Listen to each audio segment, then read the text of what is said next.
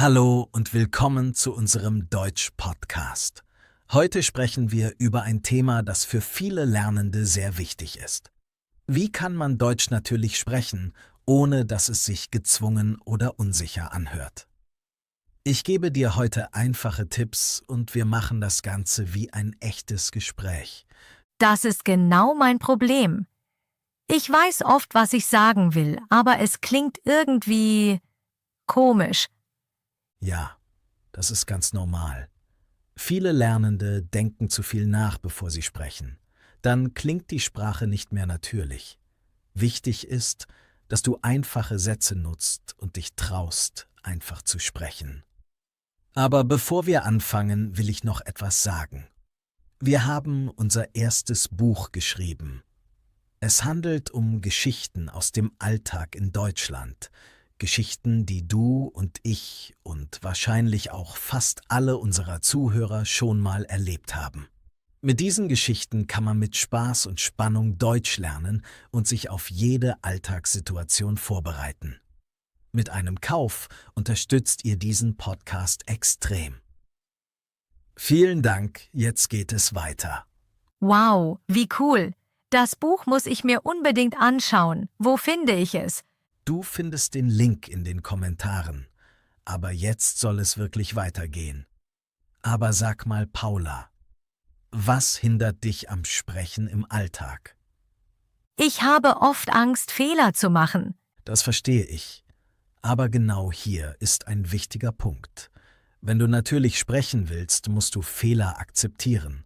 Muttersprachler machen auch Fehler. Sprache ist Kommunikation, nicht Perfektion. Also lieber sprechen, auch wenn es nicht perfekt ist? Genau, sehr gut gesagt. Lieber einfach sprechen. Zum Beispiel statt lange nachzudenken, sagst du, ich glaube oder ich denke oder vielleicht ist das so. Das klingt sofort natürlicher. Das benutze ich noch viel zu wenig. Dann machen wir das jetzt direkt. Sag mal, ich glaube, Deutsch ist schwer. Ich glaube, Deutsch ist schwer. Perfekt. Und jetzt sag, ich denke, ich spreche noch nicht fließend. Ich denke, ich spreche noch nicht fließend. Sehr gut. Genau so beginnt natürliches Sprechen. Du brauchst keine komplizierten Sätze. Kurze, klare Sätze sind viel besser. Das fühlt sich direkt einfacher an. Genau das ist das Ziel. Und du kannst das auch machen. Sprich jetzt gern laut mit. Wiederhole die Sätze. So trainierst du dein Gefühl für die Sprache. Okay, ich merke schon. Das ist anders als Lernen aus einem Buch. Ja, genau. Wir lernen hier wie in einem echten Gespräch. Und Schritt für Schritt wirst du sicherer. Ich bin gespannt auf die Tipps. Sehr gut. Dann starten wir jetzt mit dem ersten Kapitel. Da machen wir alles ganz einfach. Gut, dann starten wir jetzt richtig mit dem ersten Kapitel. Ich möchte dir am Anfang eine kleine Situation beschreiben. Stell dir vor, du sitzt in einem Café in Deutschland. Neben dir sitzen zwei Deutsche und sprechen ganz entspannt miteinander. Du hörst zu und du verstehst fast alles. Aber wenn du selbst sprechen willst, fühlst du dich plötzlich blockiert. Ja. Genau so ist es bei mir. Ich verstehe viel, aber wenn ich sprechen will, wird alles kompliziert in meinem Kopf. Genau. Und jetzt kommt ein ganz wichtiger Punkt. Dein Problem ist nicht dein Wortschatz. Dein Problem ist, dass du versuchst, zu perfekt zu sprechen. Du willst im Kopf einen richtigen Satz bauen und das dauert zu lange. Ja, ich baue den Satz im Kopf. Und dann ist der Moment vorbei. Genau. Und Muttersprachler machen das nicht. Sie denken nicht lange nach. Sie sprechen einfach. Oft sogar mit Fehlern oder halben Sätzen. Aber es klingt trotzdem natürlich. Das überrascht mich ehrlich gesagt. Ich gebe dir ein echtes Beispiel. Ich war einmal mit einem Freund unterwegs und er hat gesagt, ich gehe kurz einkaufen, bin gleich wieder da. Das ist kein perfekter Satz. Eigentlich müsste es heißen, ich gehe kurz einkaufen und bin gleich wieder da.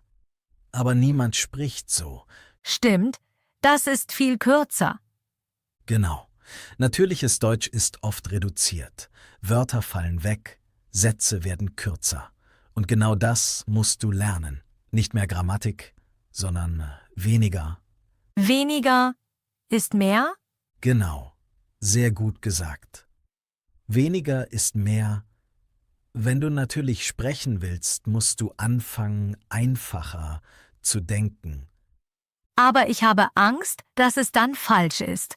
Das ist normal. Aber hör gut zu. Ein einfacher Satz mit einem kleinen Fehler ist viel besser als gar kein Satz. Kommunikation ist immer wichtiger als Perfektion. Das beruhigt mich. Ich gebe dir noch ein Beispiel aus dem echten Leben. Stell dir vor, jemand fragt dich, hast du heute Zeit? Viele Lernende denken dann lange nach und wollen antworten. Heute habe ich leider sehr viele Verpflichtungen und kann mich deshalb nicht mit dir treffen. Ein Muttersprachler sagt einfach, nee, heute nicht, hab viel zu tun. Ja, das klingt viel natürlicher. Genau. Und jetzt kommt der Trick. Du musst solche kurzen Sätze trainieren, immer wieder, laut, damit dein Gehirn sich daran gewöhnt. Okay, das möchte ich ausprobieren. Sehr gut. Dann machen wir das jetzt zusammen. Und alle, die zuhören, sprechen bitte laut mit. Sag, ich habe heute viel zu tun. Ich habe heute viel zu tun. Sehr gut. Jetzt kürzer. Hab viel zu tun. Hab viel zu tun. Perfekt. Genau das ist Alltagssprache. Noch ein Beispiel. Sag, ich komme später nach Hause. Ich komme später nach Hause. Jetzt natürlicher. Ich komme später. Ich komme später. Sehr gut. Hörst du den Unterschied? Ja, das klingt viel lockerer. Genau. Und das ist das Ziel. Locker sprechen. Nicht wie ein Lehrbuch, nicht wie ein Test, sondern wie ein Mensch im Alltag. Ich merke gerade, dass ich mich viel freier fühle. Und genau das ist der erste Schritt. Wenn du dich frei fühlst, kommt die Sprache automatisch. Du musst nicht perfekt sein. Du musst nur anfangen zu sprechen. Das motiviert mich gerade wirklich. Sehr gut. Dann machen wir im nächsten Kapitel weiter. Da zeige ich dir, wie du Gespräche natürlicher starten und am Laufen halten kannst. Das ist der nächste große Schritt. Gut, dann gehen wir jetzt einen Schritt weiter. Im ersten Kapitel hast du gelernt, wie wichtig einfache Sätze sind. Jetzt bauen wir genau darauf auf. Viele Lernende machen nämlich 2 Fehler gleichzeitig. Sie sprechen zu kompliziert und sie führen das Gespräch nicht weiter.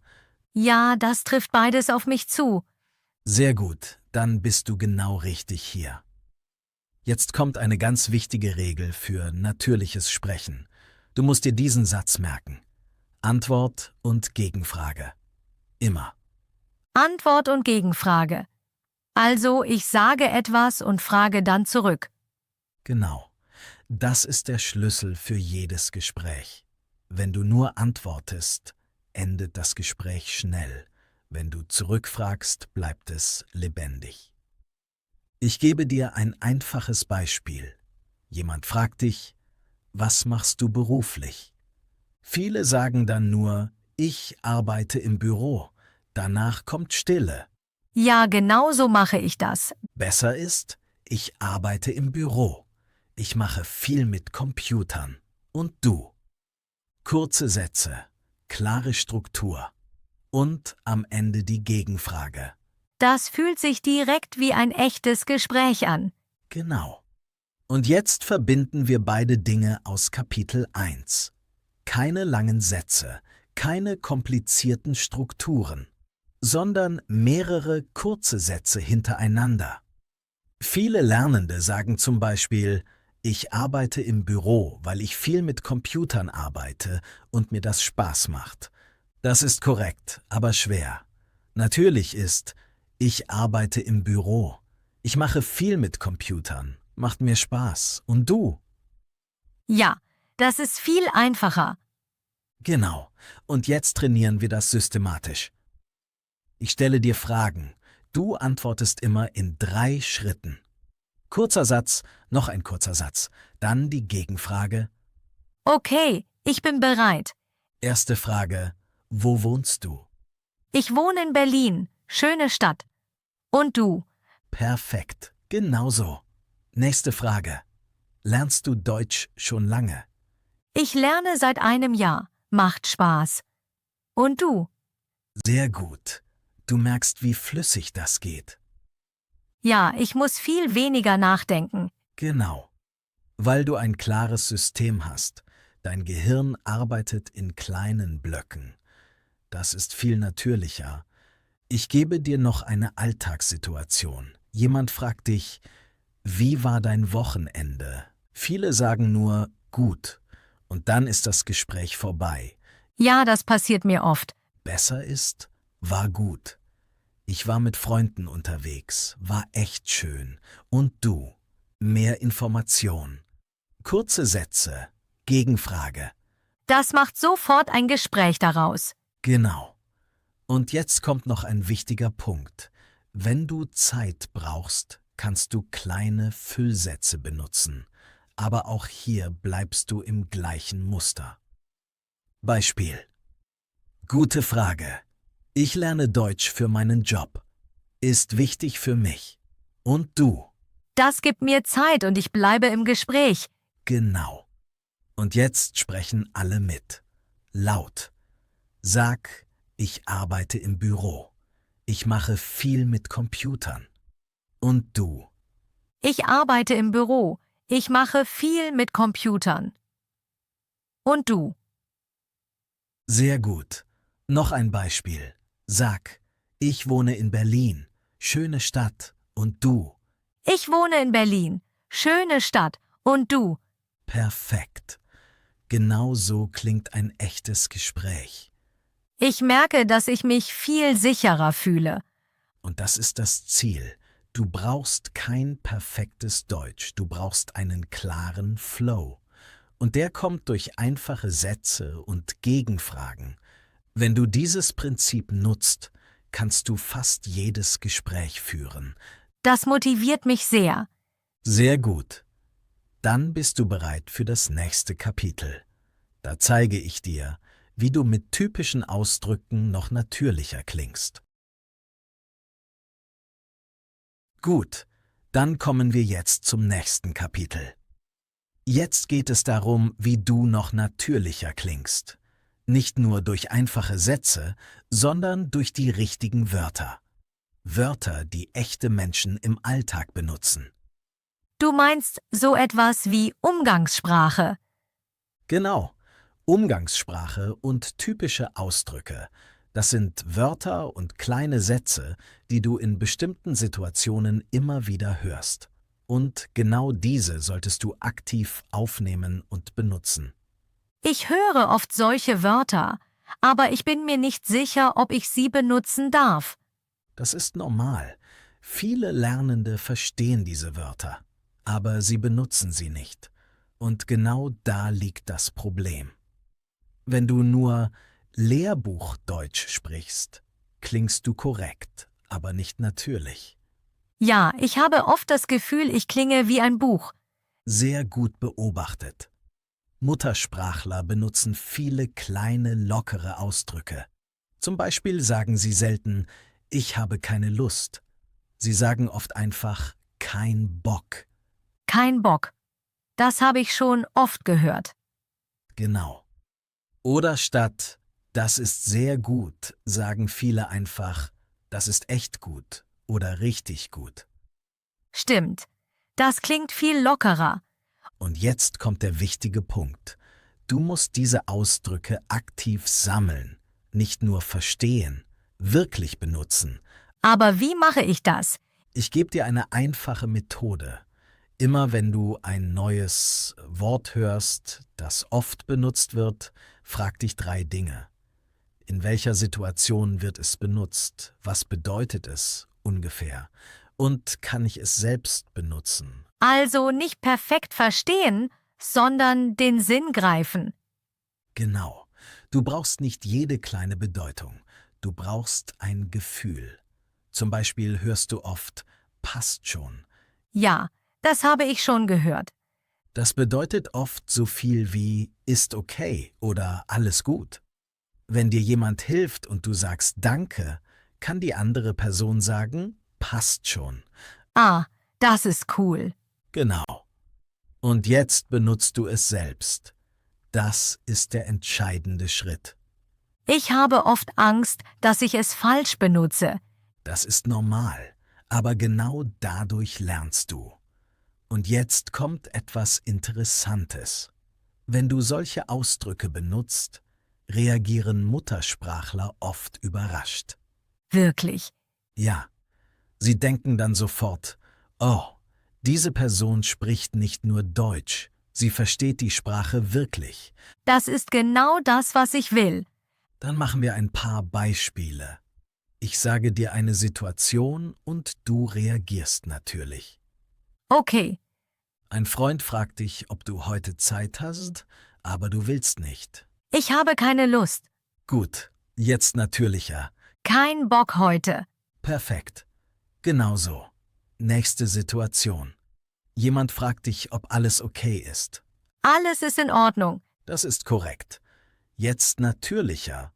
Alles gut. Sehr gut. Oder auch passt schon. Passt schon. Perfekt. Noch ein Beispiel. Jemand erzählt dir etwas Gutes. Das ist sehr gut. Jetzt natürlicher. Das ist echt gut. Genau.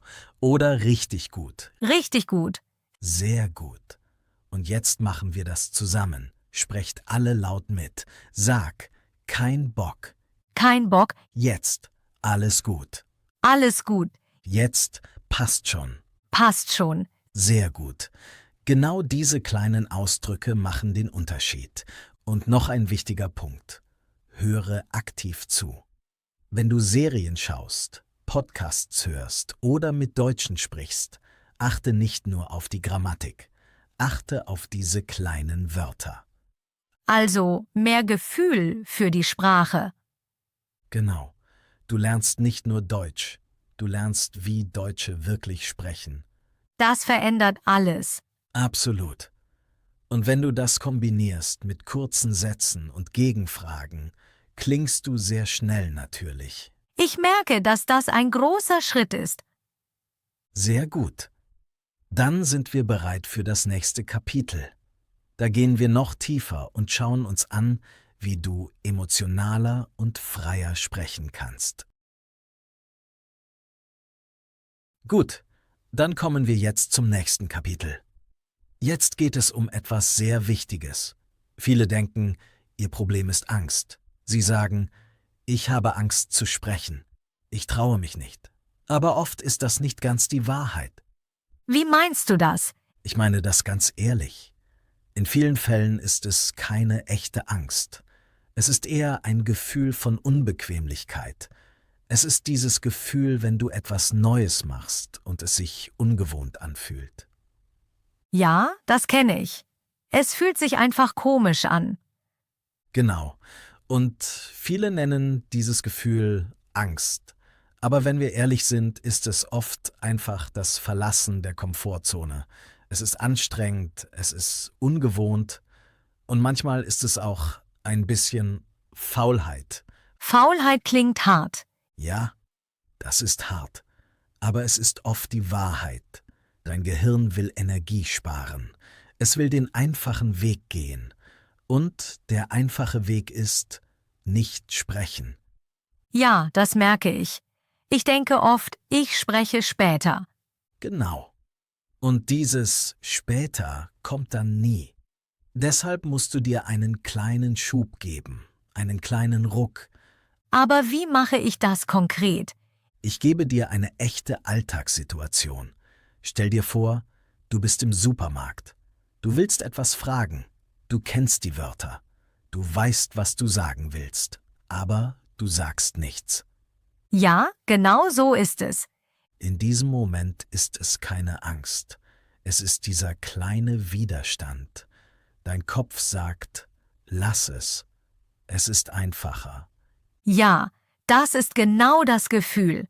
Und genau hier musst du handeln. Nicht denken, einfach sprechen. Auch wenn es sich komisch anfühlt. Also einfach machen. Genau.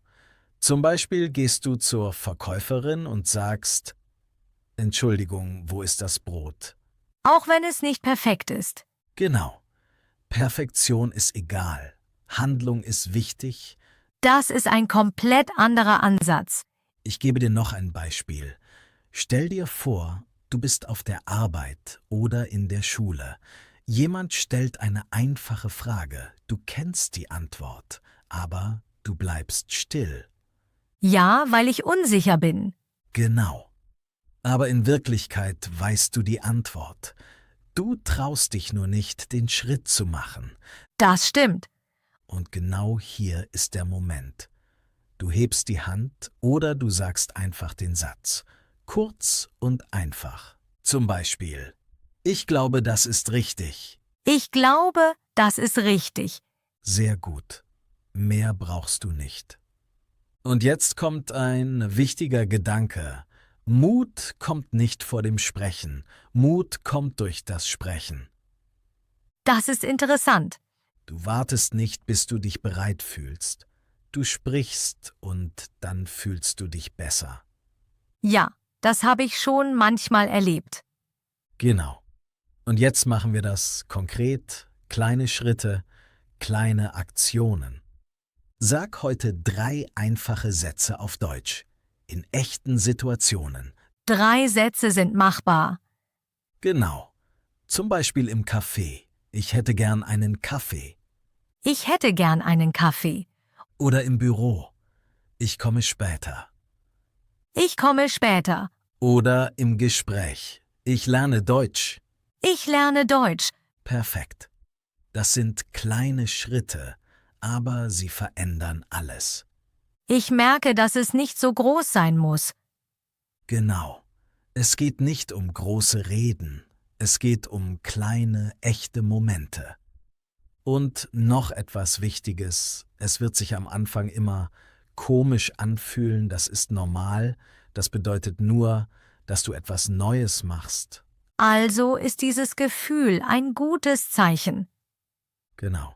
Es zeigt, dass du wächst. Das motiviert mich sehr. Sehr gut. Dann bist du bereit für den letzten Schritt. Im Outro fassen wir alles zusammen und geben dir noch einmal klare Gedanken für deinen Weg.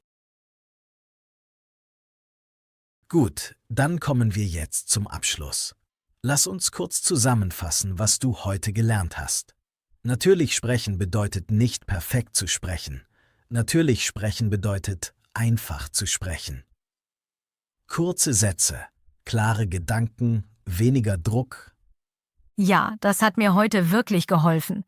Ich denke jetzt ganz anders über Sprechen. Sehr gut. Du hast gesehen, dass du lange Sätze nicht brauchst. Du kannst Gedanken in kleine Teile zerlegen. Das macht dich schneller und sicherer. Dann haben wir über Gespräche gesprochen. Antwort und Gegenfrage. Das hält jedes Gespräch am Leben. Das war für mich ein echter Schlüssel.